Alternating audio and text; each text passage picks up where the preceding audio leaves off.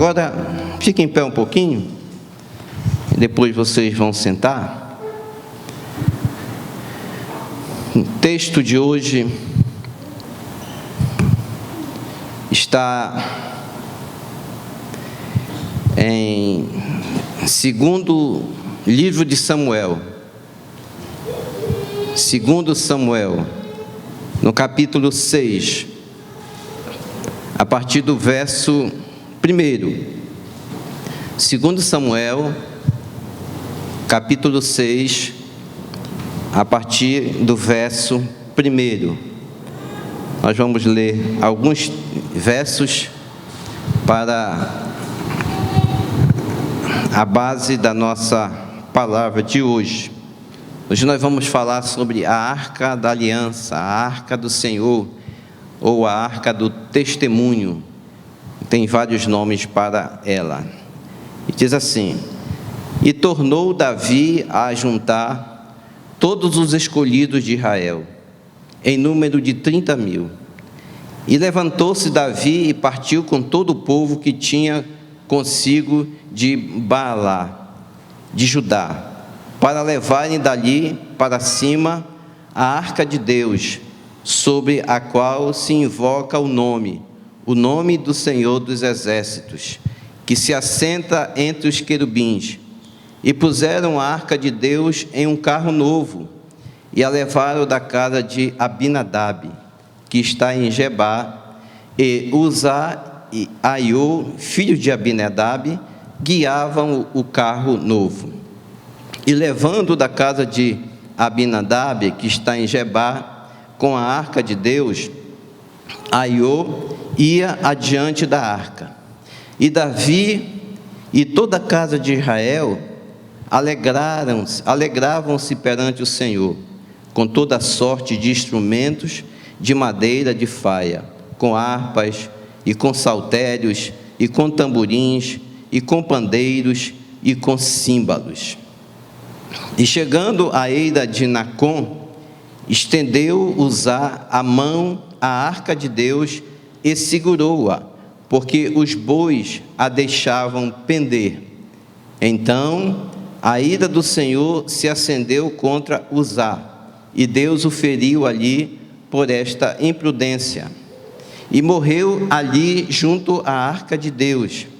E Davi se contristou, porque o Senhor abrira rotura em Uzá, e chamou aquele lugar Perez Uzá até o dia de hoje.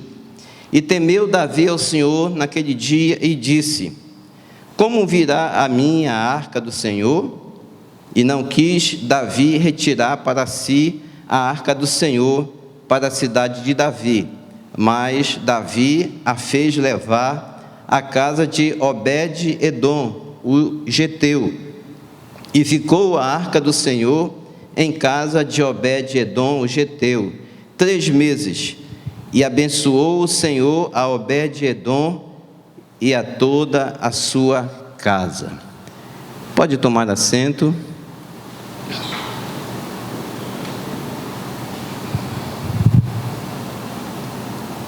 Nós temos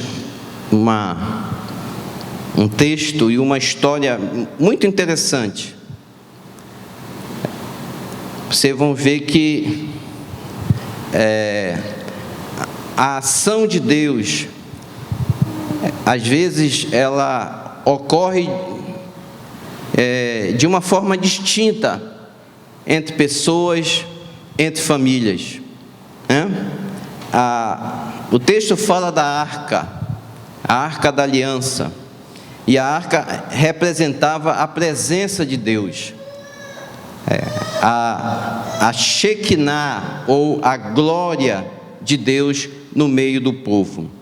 Essa arca, ela estava com o povo, comandando o povo, quando o mar se abriu. Quando Josué vai atravessar o mar, a arca vai junto com os sacerdotes. E também essa mesma arca, que representa a presença de Deus, que representa a glória de Deus, o Shekinah de Deus, ela também estava quando os muros de Jericó caíram, quando eles cercam, eles dão aquelas voltas em volta daquela muralha intransponível aparentemente, a arca ali estava. Porém, em um dado momento, o povo ele se corrompe, o povo de Deus se corrompe, e a arca foi levada pelos filisteus. Vocês sabem o que aconteceu, né? Os filhos de Eli, Ofnis e eles foram em uma batalha, e eles mandaram buscar a arca, porque eles levavam uma vida de prostituição. Eles eram sacerdotes, mas eram sacerdotes que se prostituíam, eram filhos que davam dor de cabeça ao seu pai, já idoso Eli, e eles achavam que a simples presença da arca em uma batalha seria capaz de eles vencerem, e eles, totalmente fora da presença de Deus, totalmente fora da intimidade com Deus, eles mandam buscar a arca, para que eles pudessem vencer uma batalha com os filisteus. Todavia, queridos, aquele que não tem intimidade com Deus, Deus não tem compromisso. Aqueles que vivem em pecado, eles não têm em si a presença de Deus. E aconteceu que eles foram derrotados, e aqueles 2 jovens que mandaram buscar a arca, Finéia, eles morreram na batalha, e a arca foi levada pelos filisteus. E aí o povo fica triste, o povo fica desesperado, e eles disseram: foi-se a glória de Deus, tá? Então essa arca foi levada, e passaram-se 20 anos. Só que quando os filisteus levaram essa arca, e eles levaram para o seu território, o que aconteceu? Aquela presença de Deus fez com que houvesse uma grande mortandade no meio dos filisteus. Apareceram tumores neles, e durante 7 meses eles sofreram a maldição. Ou seja, a presença de Deus, que era bênção para os judeus, se tornou maldição para os filisteus, porque eles não conheciam a Deus. E eles resolveram devolver a arca, em razão dessa destruição que a arca levou para eles. Eles resolveram devolver a arca da aliança, e a arca foi devolvida e foi levada para a casa de Abinadab. E na casa de Abinadab, essa arca ficou lá por 20 anos. 20 anos a arca ficou lá. Todavia, ela ficou abandonada. Olha, imagine só, queridos, a arca que simbolizava a presença de Deus, a arca que simbolizava a glória de Deus, agora estava em uma casa de um sacerdote, totalmente desprezada, totalmente abandonada. Imagine, 20 anos essa arca ficou ali naquela casa. Agora, dá para a gente tirar algumas lições dessa situação. Como é que a presença de Deus, a glória de Deus em uma casa, e nessa casa as pessoas não dão o valor, não dão a honra devida. A gente pode dizer que a familiaridade com as coisas de Deus não é necessariamente algo bom. Ou seja, porque via de regra ela gera incredulidade. O que eu quero dizer com isso? Eu quero dizer que muitas vezes nós nos acomodamos com aquilo que Deus nos dá. Muitas vezes, por exemplo, antes de conhecermos a Jesus, e a partir do momento que nós conhecemos a Jesus, nós nos deslumbramos, nós ficamos impressionados, nós damos importância, nós buscamos ao Senhor todos os dias, nós vamos à igreja sempre que podemos, mas com o tempo nós vamos nos familiarizando, e aí aquele impulso inicial, aquela alegria inicial, aquele prazer inicial, ele vai se tornando algo rotineiro. Vejam que Jesus, o próprio Jesus, ele não pôde realizar muitos milagres na sua cidade natal. Por quê? Por causa da incredulidade dos seus conterrâneos. Eles não acreditavam em Jesus. Por que eles não acreditavam em Jesus? Porque eles conheciam a Jesus, eles viram Jesus crescer, eles conheciam os seus pais, os seus irmãos, eles estavam juntos todo o tempo. E às vezes, irmãos, nós não valorizamos muito essas coisas. Às vezes nós valorizamos até a pessoa de fora do que o nosso próprio familiar. Por quê? Porque nós vamos nos familiarizando e a gente vai deixando cair na rotina esse relacionamento. Isso acontece até mesmo entre os cônjuges, né? A gente não pode deixar que o relacionamento caia na rotina. A gente não pode achar que o cônjuge é mais um. Não, a gente sempre tem de buscar com intensidade, amar cada vez mais. E, infelizmente, esse é o mal do nosso tempo. É o mal que afeta muitos cristãos hoje em dia. Esse excesso de familiaridade, né? Onde há familiaridade, não há reverência, não há respeito. A gente está na igreja, a gente já viu a ação de Deus tantas vezes, a gente viu o que Deus fez, a gente vê o que Deus faz, mas aí a gente vai encarando isso como natural, a gente vai se acomodando, a gente vai se acomodando às coisas, e por isso que Jesus disse que o profeta, ele não recebe honra na sua própria casa.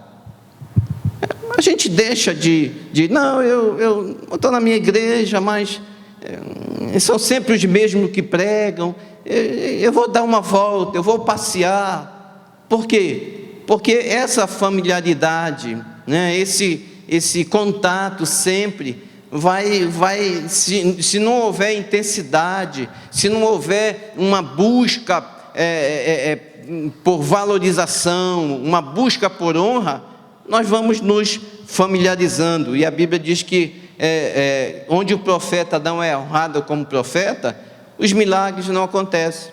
E foi o que aconteceu na casa de Abinadab. A arca chegou e Uzá, que morreu em seguida, ele cresceu vendo a arca como um objeto comum. A gente tem de sentar com os nossos filhos e mostrar para eles a importância da palavra. Não podemos mostrar a palavra de qualquer jeito.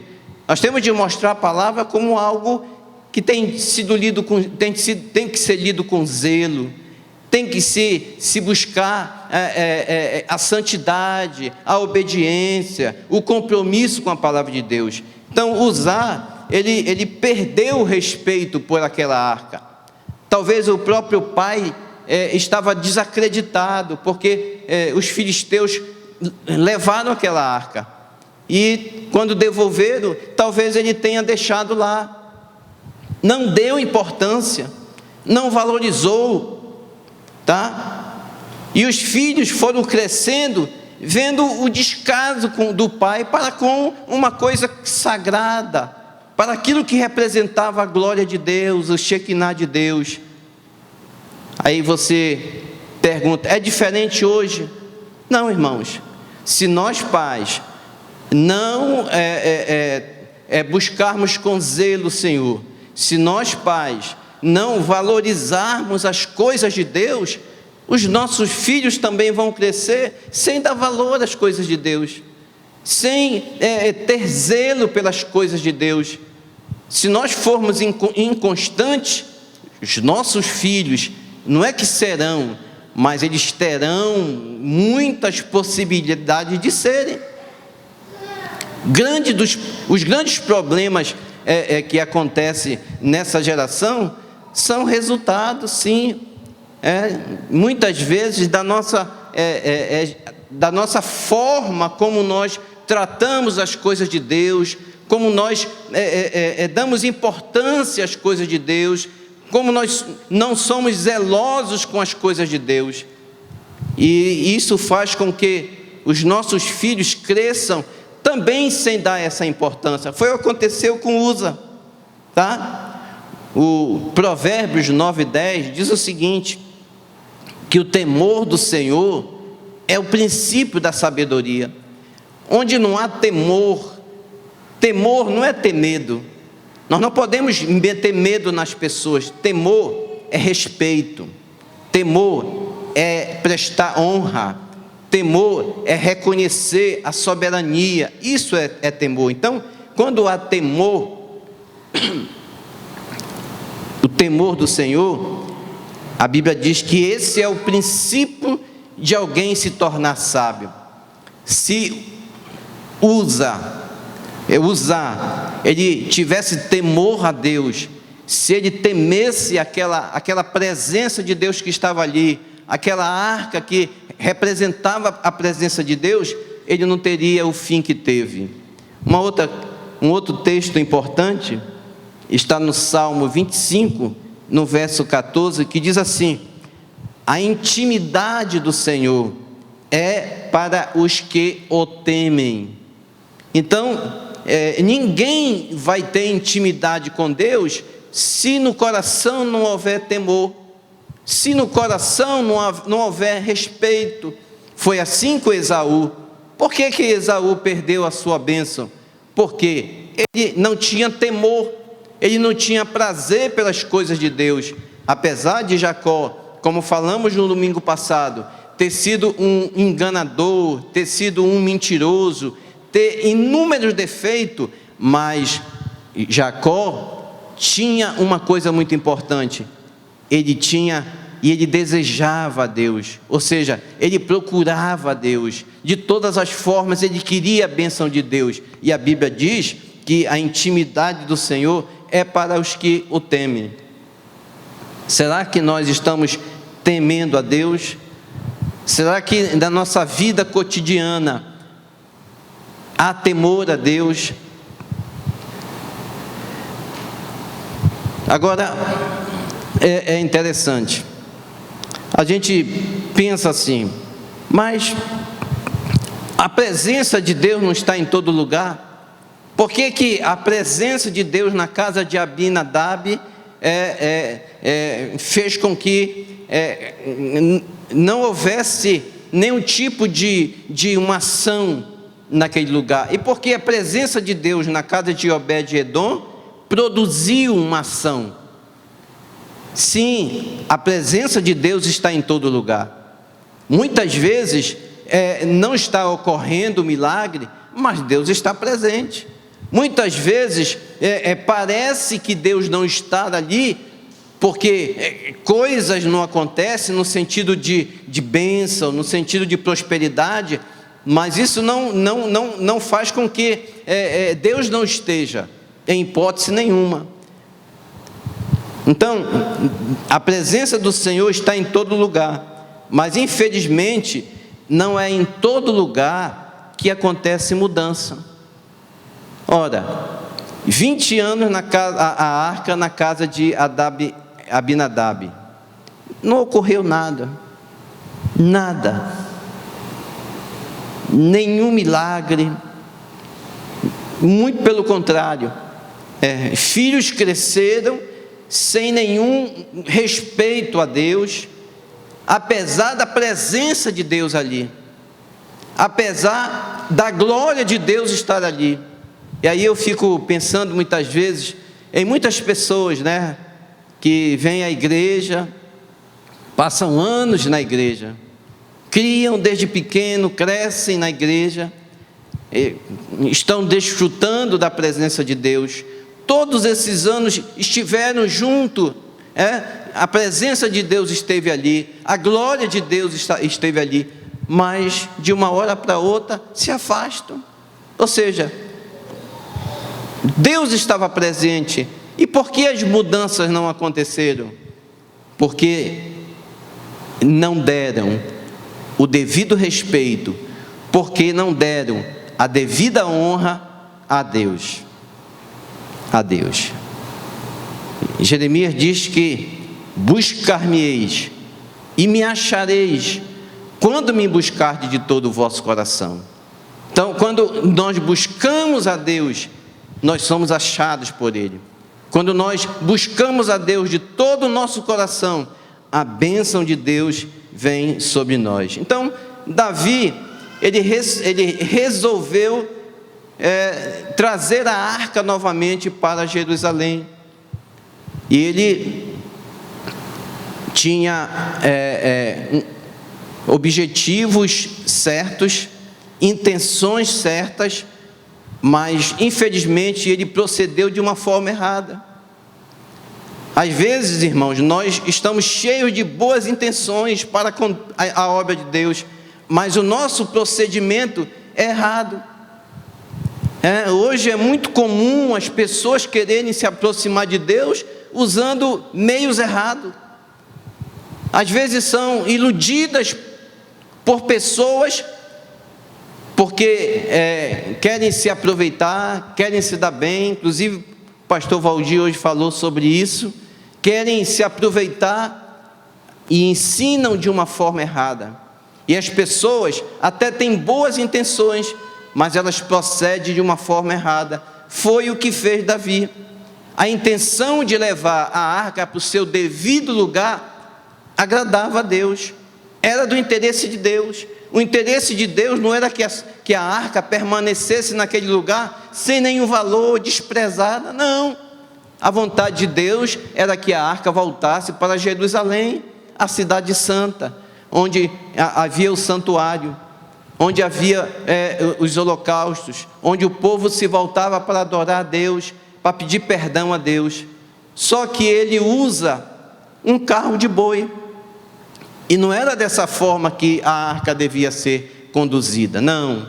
E quando ele usa um carro de boi, coloca a arca em cima, e aí em um certo momento os bois tropeçam, e a arca vai caindo, aí Uzá vai tentar segurar. Ou seja, mesmo ele tendo uma boa intenção, mesmo ele querendo ajudar a obra de Deus, não tem? Às vezes as pessoas querem ajudar, não, só queria dar uma forcinha aqui para Deus, só queria dar uma forcinha aqui na obra de Deus. Irmãos, Deus não precisa de ajuda, quanto mais quando é ajuda errada, de uma forma que vai de encontro à sua palavra. Não, eu vou fazer só um arraial gospel aqui na igreja, só isso, é para as pessoas virem, é para as pessoas aceitar Jesus. Deus não precisa que se faça coisas erradas com boas intenções. Deus precisa, Deus quer que tão somente nós obedeçamos a sua palavra, tão somente. O que a palavra de Deus dizia? A palavra de Deus dizia que os levitas deviam carregar. Era dessa forma, a forma correta. E como eles estavam com boa intenção, mas carregaram de uma forma incorreta, o que aconteceu? Quando Uzá foi segurar a arca, para que a arca não caísse, no mesmo instante um raio fulminou, e ele caiu morto. E Davi, naquele momento, aborta a missão. Ele diz, não, eu não vou mais levar. E ele procura um lugar onde ele pudesse deixar a arca, porque eles estavam no meio do caminho. E ele encontra a casa de Obed-edom, tá? A casa de Obed-edom, Obed significa servo ou escravo. Vejam só, olha aí, a arca tinha vindo da casa de um sacerdote, de um homem que conhecia as leis, de um homem que foi chamado para conduzir o povo a obedecer às leis, mas mesmo assim naquele lugar não houve honra, não houve respeito para com a arca do Senhor, para com a presença do Senhor. E agora a arca vai para a casa de Obed-edom. Obed significa servo ou escravo. Agora Edom significa Edom porque ele era descendente dos edonitas. Esse povo edonita, ele era descendente de Esaú, um povo inimigo de Israel, né? E ele era geteu, ou seja, de Gate, a terra de um dos maiores inimigos de Israel, chamado Golias. Sabe, irmãos, às vezes de onde menos se espera, Deus é mais honrado. De onde se menos se espera, Deus é mais respeitado. Às vezes a pessoa passa anos na igreja, mas não tem o respeito a Deus, com as coisas de Deus. E às vezes é alguém que se converte, às vezes alguém que não é nem convertido ainda, demonstra um respeito, um zelo. Lembra de Cornélio? Cornélio e outros mais, aquele centurião, tinha o maior respeito, tanto que quando o seu servo adoeceu, todo mundo se uniu no sentido de Jesus ir curá-lo, porque ele demonstrou respeito. E nós muitas vezes vivemos dentro da igreja, e nós muitas vezes estamos no cotidiano da igreja, mas não temos respeito, não temos zelo para com as coisas de Deus, para com a obra de Deus.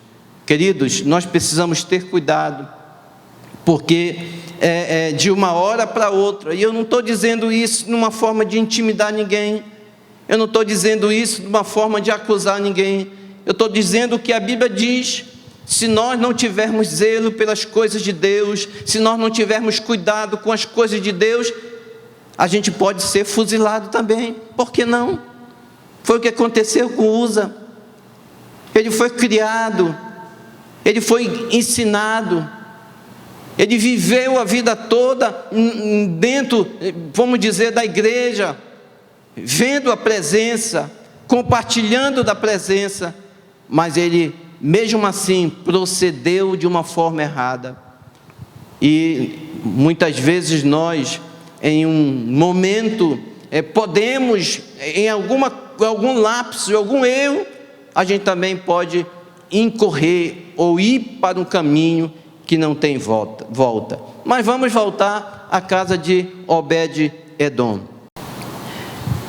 Obed-edom, ele morava à beira do caminho, e ao receber aquela arca, irmãos, ele recebeu com muita alegria. Diferentemente de Abinadab, ele se sentiu honrado. Imagine, né, alguém que mora em um casebre, poder receber a arca, um sinal, aquele símbolo de vitória do povo de Israel. E ele recebe em sua casa com alegria, e porque Deus tem um plano, irmãos, tanto para o rico como para o pobre. Deus tem plano tanto para o branco como para o negro. Deus não faz acepção de pessoas.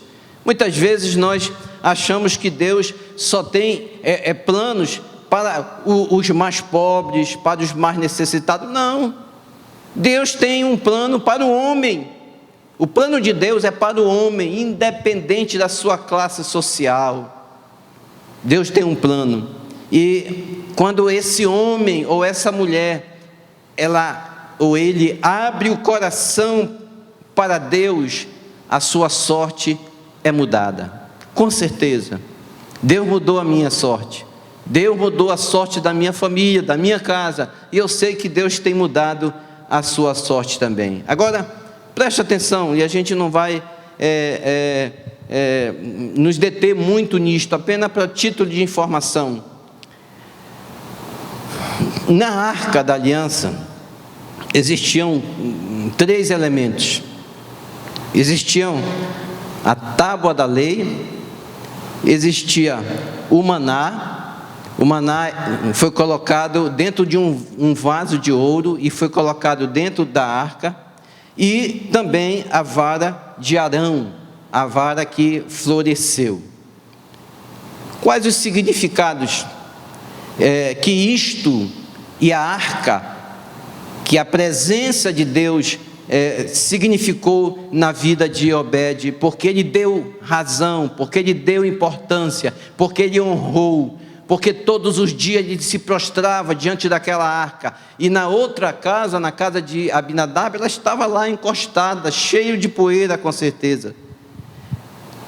Por exemplo, a vida sentimental. A Bíblia diz que a arca ficou apenas 3 meses na casa de Obed-edom, apenas 3 meses, mas ele foi muito abençoado. Ele foi tão abençoado que a notícia chegou lá no palácio com Davi. Foram dizer: olha, Davi, Obed-edom foi abençoado. Em 3 meses Deus mudou a sorte de Obed-edom, de um homem sem nenhuma fama, de um homem à margem da sociedade da sua época. Ele se torna um homem importante agora, porque ele recebeu a Cristo. E quando a gente recebe a Cristo, há uma mudança na nossa vida. Quando a gente permite que Ele mude, Ele vai mudar a nossa vida. Então, ele teve a sua vida sentimental, os seus relacionamentos foram mudados. Por quê? Porque ali, dentro daquela arca, estavam a tábua da lei. E se você quer ter relacionamentos agradáveis, se você quer ter relacionamentos harmoniosos, aqui está aonde você vai encontrar tudo o que precisa para que o seu relacionamento seja harmonioso, para que o seu relacionamento seja perfeito.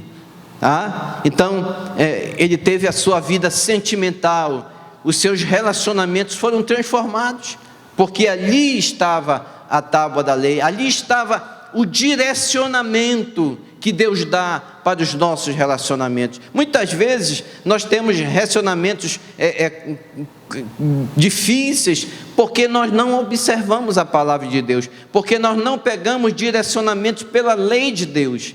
E ali, naquela arca estava. Enquanto Abinadab não deu importância àquilo que estava na arca, Obed-edom deu. Ele passou a observar melhor a lei de Deus. Ele também teve uma prosperidade na sua saúde física. E a saúde física aqui fala da saúde física do corpo e também de bens. Por quê? Porque naquela arca estava o maná, e o maná representa provisão.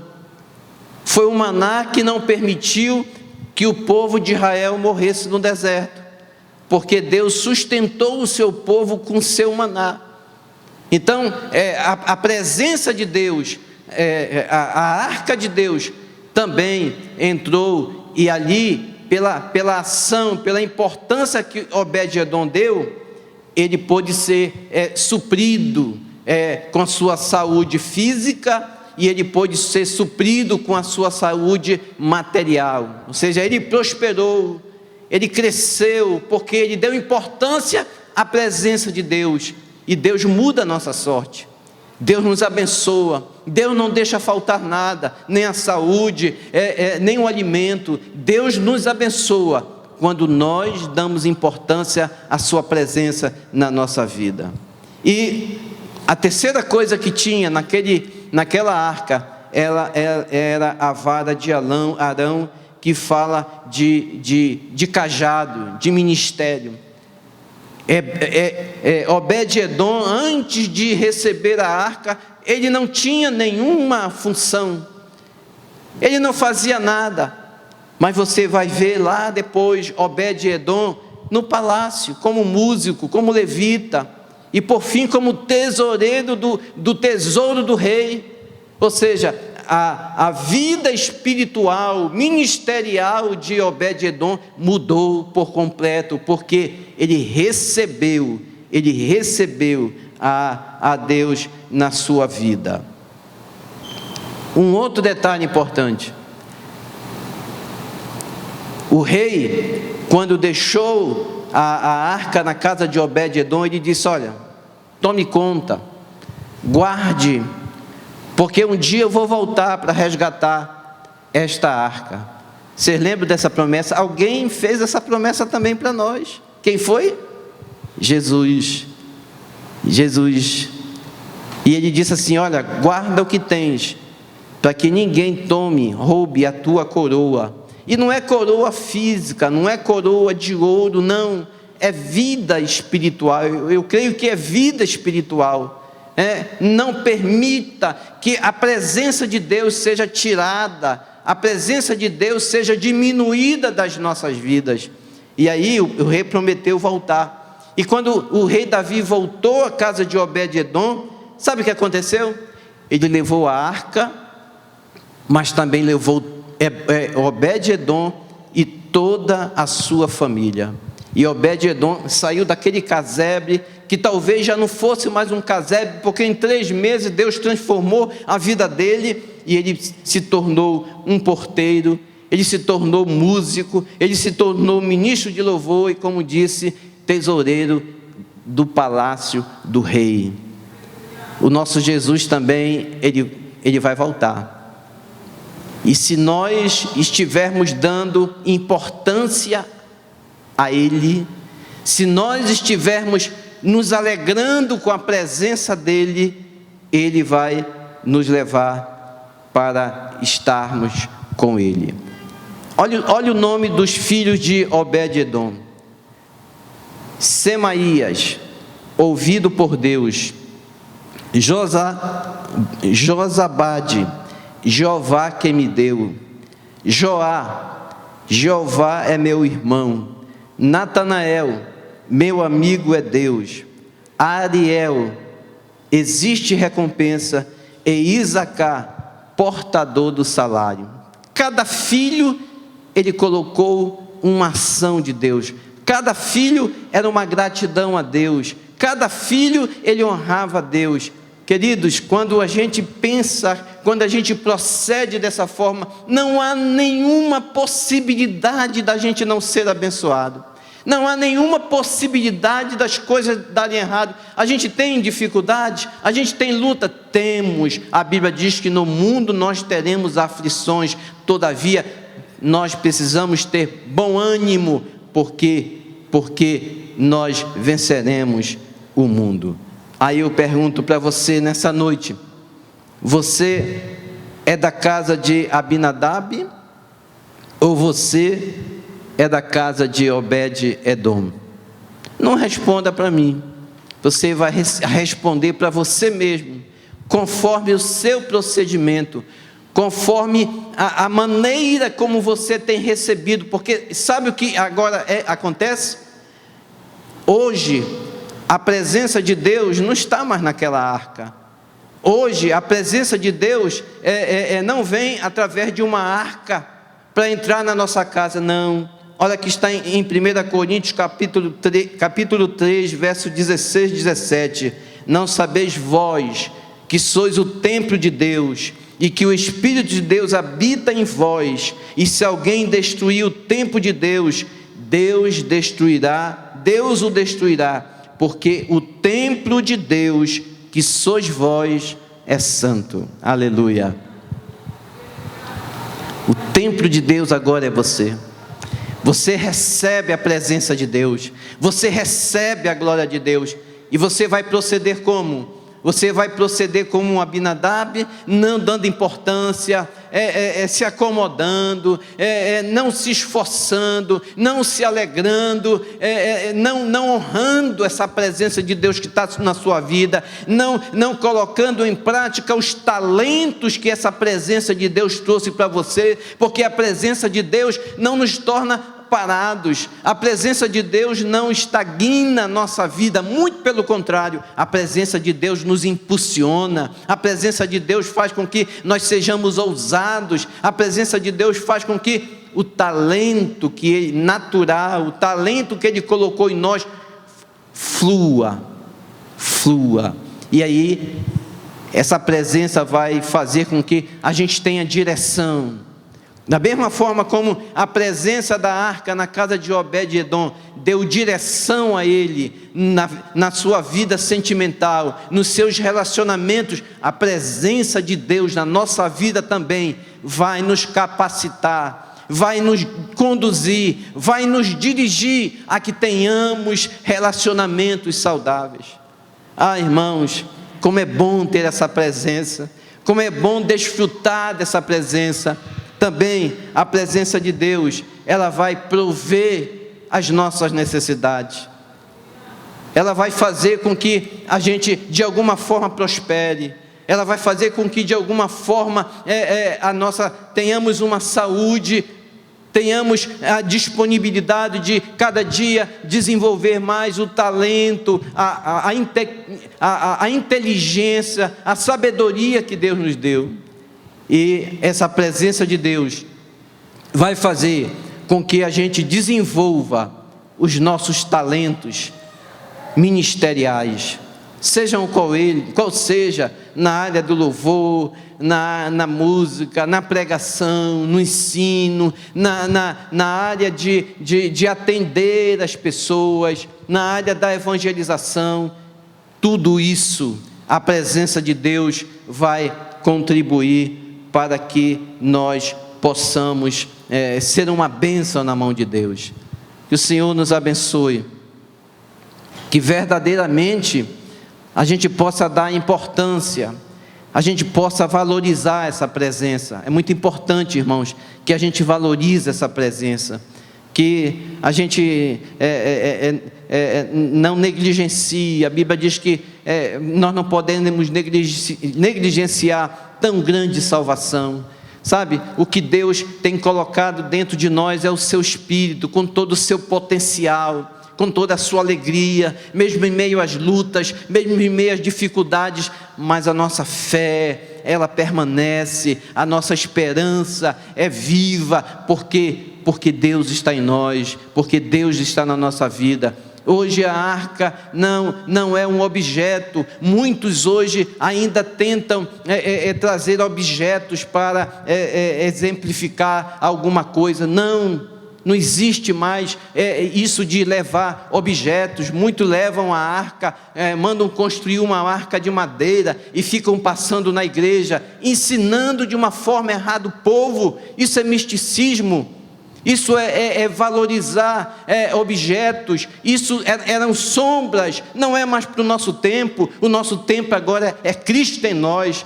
O nosso tempo agora é a presença do Espírito Santo na nossa vida. Esse é o nosso tempo, irmãos. Nós não podemos voltar ao passado das sombras. Não. Tudo projetava para Cristo. E Ele nasceu, e Ele morreu, e Ele ressuscitou, e Ele vive na minha vida, e Ele vive na sua vida. Que possamos, irmãos, valorizar isso. Se depender de nós, vamos valorizar essa presença em nós. Não vamos desprezar a presença de Deus na nossa vida. Não vamos desprezar o talento, o dom que Deus nos deu. Não, vamos usar esse talento para a glória do nome do Senhor. Vamos no nome dEle, vencer todas as batalhas, porque a arca, com a presença da arca, todos os inimigos de Deus eram derrotados. Com a presença de Deus, nós vamos vencer o mundo. Podermos, Senhor, reconhecer o quão é maravilhoso, o quão importante esse Espírito que habita nas nossas vidas. que nos impulsiona, que nos dá força para resistir ao mundo com seus desejos, com seus pecados.